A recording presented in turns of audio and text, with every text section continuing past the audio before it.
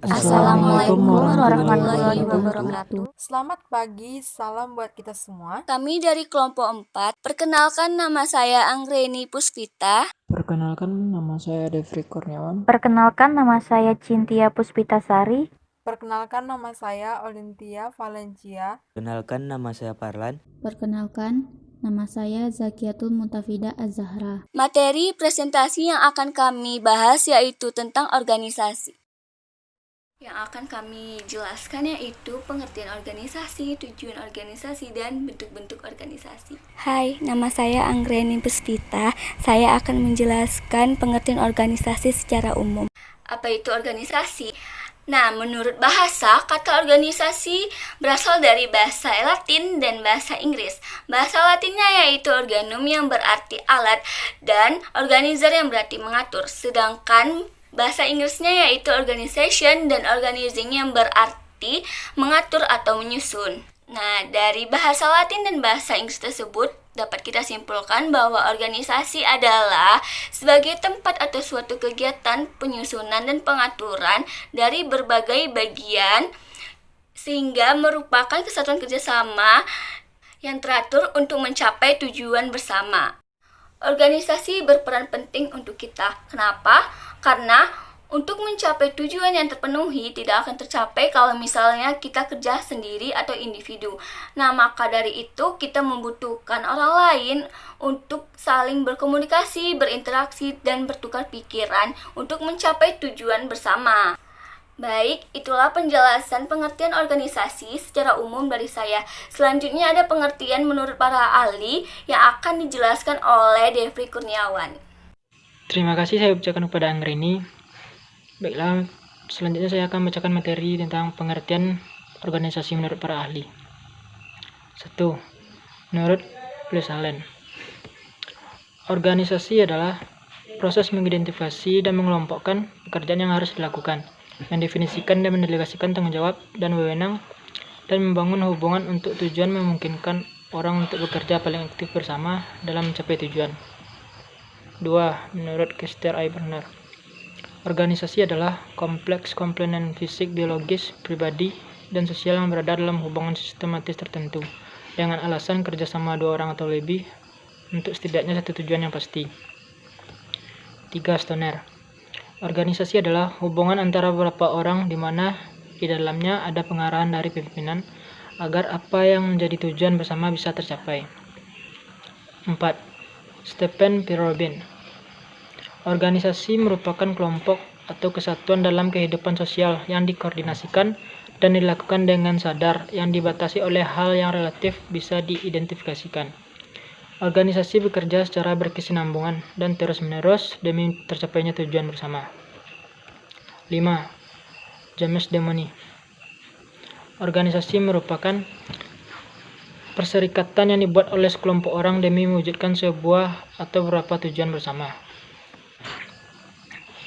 6. Dr. Handos Haji Melayu SP Hasibuan, organisasi merupakan sebuah proses tentang penentuan, pengaturan serta pengelompokan dan pengaturan dalam beberapa macam aktivitas yang dibutuhkan demi tercapainya tujuan utama. Baiklah, materi selanjutnya akan dibacakan oleh Cynthia. Sekian, terima kasih.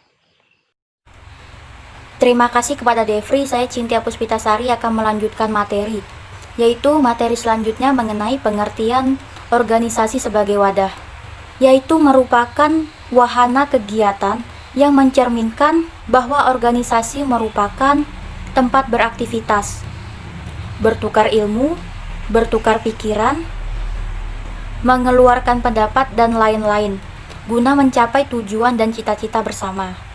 Di dalam wahana itu, kegiatan setiap orang harus jelas, baik tugas, wewenang, tanggung jawab, tata kerja, memiliki struktur yang kuat, dan berorientasi pada masa depan.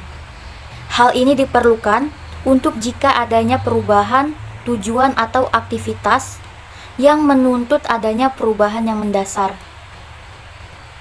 Contoh dalam berorganisasi yaitu OSIS. Banyak hal yang dapat kita peroleh dari keikutsertaan kita di dalamnya. Misalnya, dapat mengemukakan pendapat pribadi di depan orang, tempat mengembangkan suatu inspirasi diri, dapat memimpin sebuah kelompok kerja, dapat menjadi pribadi yang memiliki sifat sosialisme, dan melatih diri untuk bertanggung jawab. Dan inilah mengapa organisasi disebut sebagai wadah. Wadah sebagai sekelompok manusia untuk bekerja sama. Sekian dari saya. Penjelasan selanjutnya akan dijelaskan oleh teman saya, yaitu Olintia Valencia. Terima kasih kepada Cynthia. Saya Olintia Valencia akan menjelaskan presentasi yang tentang organisasi sebagai proses. Merupakan di mana ide-ide dan sasaran dari anggota tidak hanya sebagai catatan saja, melainkan akan diproses menjadi sesuatu yang lebih baik. Dalam arti lain, mengaplikasikan ide-ide yang telah dikumpulkan di dalam wadah tersebut, yaitu organisasi sebagai suatu sistem proses interaksi antara orang-orang yang bekerja sama baik formal maupun non-formal. Baik saat pembagian kerja maupun cara bekerja sama, organisasi dapat dikatakan sebagai suatu tempat di mana proses kita mengembangkan, memperdalam kemampuan, dan mendewasakan diri ke arah yang lebih baik terjadi. Hubungan-hubungan formal dalam organisasi telah diatur melalui pola dasar dan struktur organisasi, pembagian tugas dan wewenang, hierarki kedudukan pejabat yang ada dalam organisasi itu. Hubungan ini dapat menghasilkan karya kerja yang dapat dipertanggungjawabkan secara organisatoris. Sebaliknya, hubungan dalam informal dalam organisasi tidak diatur dalam pola dasar maupun dalam dasar pendirian organisasi. Hubungan informal juga tidak terlihat dalam struktur organisasi. Namun demikian, hubungan informal dalam organisasi ini dapat dilihat dengan jelas pada lobby personal dalam mencapai tujuan yang dikehendaki atau lobby lainnya. Dasar-dasar hubungan tersebut bersifat informal menurut Sudarso adalah yang pertama, hubungan-hubungan pribadi, yang kedua, kesamaan keahlian antar anggota organisasi, ketiga, kesamaan kepentingan, keempat, kepentingan dalam kegiatan di luar organisasi. Contohnya itu seperti organisasi buruh, seperti KSPI. Sekian dari presentasi saya, terima kasih. Valencia, saya Parlan akan menjelaskan tentang tujuan organisasi. Tujuan organisasi yang pertama, wadah untuk beberapa orang dalam rangka mencapai tujuan bersama dengan cara yang efisien dan efektif. Yang kedua, untuk menambah kemandirian, kemampuan serta sumber daya dari anggota di dalamnya. Yang ketiga, sebagai sarana bagi orang yang ingin mendapatkan penghargaan, jabatan, dan pembagian pekerjaan. Yang keempat, sarana untuk mendapatkan keuntungan yang diperoleh secara bersama-sama. Yang kelima, membantu individu atau seorang untuk bisa menambah kenalan, pergaulan, dan memanfaatkan waktu senggang dengan hal yang positif atau berguna. Yang keenam, organisasi bisa menjadi sarana untuk memperoleh kekuasaan. Adapun tujuan organisasi secara umum terbagi menjadi dua, tujuan jangka pendek dan tujuan jangka menengah. Yang pertama, tujuan jangka pendek, yaitu tujuannya dibuat untuk dicapai dalam kurun waktu yang singkat, biasanya dibuat untuk 6-12 bulan. Selanjutnya dari tujuan jangka pendek ini, nantinya akan dibuat tujuan jangka menengah dan jangka panjangnya. Tujuan jangka pendek sering disebut juga dengan istilah tujuan operasional. Yang kedua, tujuan jangka menengah merupakan tujuan organisasi yang ditetapkan untuk bisa dicapai dalam kurun waktu 1-3 tahun atau biasa disebut juga sebagai tujuan taktis. Tujuan jangka panjang yang biasa dicapai hanya dengan melakukan sesuatu yang sesuai dengan misi organisasi tersebut.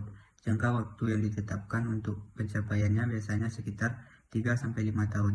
Tujuan jangka panjang akan sukses jika organisasi berhasil dalam mencapai tujuan jangka pendek dan menengah. Tujuan jangka panjang sering disebut dengan istilah tujuan strategis.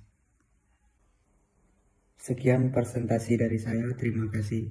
Terima kasih kepada Parlan. Selanjutnya, saya akan mempresentasikan tentang bentuk-bentuk organisasi. Yang pertama ada organisasi ini, yaitu suatu bentuk organisasi yang menghubungkan langsung secara vertikal antara atasan dengan bawahan, yang masing-masing dihubungkan dengan garis wewenang. Dalam organisasi ini, pimpinan tertinggi sebagai sumber wewenang tunggal karena sebagai satu-satunya yang berhak mengambil keputusan atau kebijakan. Jika dilihat dari gambar, sudah jelas bahwa garis kewenangan berada pada direktur yang membawahi 2 manajer keuangan, sedangkan masing-masing manajer keuangan juga membawahi 2 kepala bagian. Yang kedua ada organisasi lini dan staf, yaitu bentuk organisasi di mana pelimpahan wewenang berlangsung secara vertikal dan sepenuhnya dari pimpinan tertinggi kepada para kepala unit di bawahnya. Dalam organisasi ini, spesialisasi diperlukan karena terdapat dua kelompok kerja, yaitu yang pertama orang-orang lini dan yang kedua orang-orang staf. Seperti gambar tersebut, manajer kantor memiliki wewenang kepada persuratan, humas atau protokol, dan penerbitan. Sedangkan yang di bawahnya ini merupakan pelaksana-pelaksana tugas pokok organisasi yang biasa dikenal sebagai orang-orang lini. Dan staf yang berada di bawah manajer kantor ini bertugas memberi bantuan, nasihat, saran kepada manajer kantor. Yang ketiga yaitu organisasi fungsional, yaitu suatu organisasi di mana wewenang dari pimpinan tertinggi dilimpahkan kepada kepala unit yang memimpin kelompok kerja tertentu sebagai para pelaksana dalam suatu bidang pekerjaan. Di gambar ini, direktur melimpahkan wewenangnya kepada keempat manajer di bawahnya, dan keempat manajer ini masing-masing memimpin kedua unit tersebut. Manajer pemasaran memimpin unit 1 dan 2 dalam hal pemasaran, manajer produksi memimpin unit 1 dan 2 dalam hal produksi, manajer kepegawaian memimpin unit 1 dan 2 dalam hal kepegawaian, dan manajer keuangan memimpin unit 1 dan 2 dalam hal keuangan. Yang keempat, organisasi lini dan fungsional, yaitu bentuk organisasi di mana wewenang dari pimpinan tertinggi dilimpahkan kepada para kepala unit di bawahnya, khusus dalam suatu bidang pekerjaan tertentu. Dan selanjutnya, pimpinan tertinggi tadi melimpahkan pula wewenangnya kepada pejabat-pejabat fungsional yang melaksanakan bidang pekerjaan operasional. Tetapi, pejabat-pejabat fungsional ini tetap dikoordinasikan oleh kepala unit. Jika dilihat dari gambar, pimpinan tertinggi melimpahkan wewenangnya kepada kepala bagian administrasi dan keuangan serta BAAK. Dan pimpinan tertinggi juga melimpahkan wewenangnya kepada dosen manajemen, akuntansi, dan studi pembangunan. Tetapi, kepala bagian administrasi dan keuangan serta BAAK tetap mengkoordinasikan dosen-dosen tersebut. Yang kelima yaitu organisasi lini, fungsional, dan staf, merupakan perkembangan lebih lanjut dari organisasi berbentuk lini dan fungsional. Dalam organisasi ini, wewenang dari pimpinan tertinggi dilimpahkan kepada kepala-kepala unit di bawahnya yang bertugas dalam bidang tertentu. Lalu, pimpinan tertinggi tersebut melimpahkan pula wewenangnya kepada pejabat-pejabat fungsional yang bertugas melaksanakan bidang pekerjaan dengan keahlian tertentu. Dan untuk pelaksanaan dikoordinasikan oleh kepala-kepala unit terdahulu. Jika dilihat dari gambar, terlihat bahwa presiden direktur melimpahkan wewenangnya kepada 3 manajer di bawahnya. Presiden direktur juga melimpahkan wewenang kepada karyawan pelaksana. Tapi untuk pelaksanaan, karyawan ini dikoordinasikan oleh manajer. Dan staf yang berada di bawah presiden direktur bertugas dalam hal memberi nasihat dan saran. Yang terakhir yaitu bentuk organisasi matriks. Organisasi matriks yaitu organisasi yang penggunaan struktur organisasinya menunjukkan para spesialis yang mempunyai keterampilan di masing-masing bagian perusahaan dan kemudian dikumpulkan menjadi satu untuk mengerjakan suatu proyek yang harus diselesaikan. Dari gambar terlihat direktur membawahi manajer fungsional dan manajer proyek. Fungsi A, B, dan C ini berisi para spesialis di masing-masing bagian dalam perusahaan.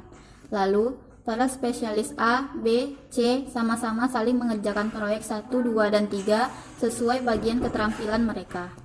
Sekian presentasi bentuk-bentuk organisasi dari saya. Selanjutnya saya serahkan kepada moderator. Terima kasih kepada Zakiatul. Baiklah, jika ada pertanyaan, sanggahan, atau pendapat, dipersilakan.